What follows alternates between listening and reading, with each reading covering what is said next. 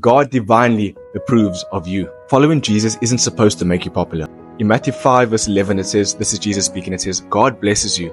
And the blessing of God is not always financially.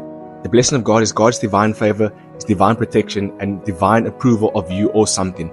So let's read it again. It says, God blesses you when people mock you and persecute you and lie about you and say all sorts of evil things against you because you are my followers. Be happy about it. Be very glad about it, Jesus says. Jesus says, be happy about it when people lie about you. Be very glad when people persecute you. But Jesus, you don't know what I'm going through. How can I be happy and how can I be glad when people are saying these things about me? This is what He says. For a great reward awaits you in heaven. Now, we don't follow Jesus for the reward in heaven. We follow Jesus because we love Him. And the Bible says that we love Him because He first loved us. So while you and I were still sinners and we're still part of the world, Jesus loved us before we even knew Him. So the reason we follow Jesus is not because we love Him. It's a response because He first loved us. But listen to what He says. And He says, and remember, the ancient prophets were persecuted in the exact same way. Jesus says, be happy. He says, be glad. Because He Himself was persecuted the same way that you and I are being persecuted. The prophets were persecuted the same way. The disciples were persecuted the same way.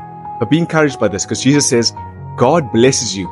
So while they're mocking you, while they're lying about you, while they're persecuting you, while they're saying evil things about you, God's divine protection is upon you.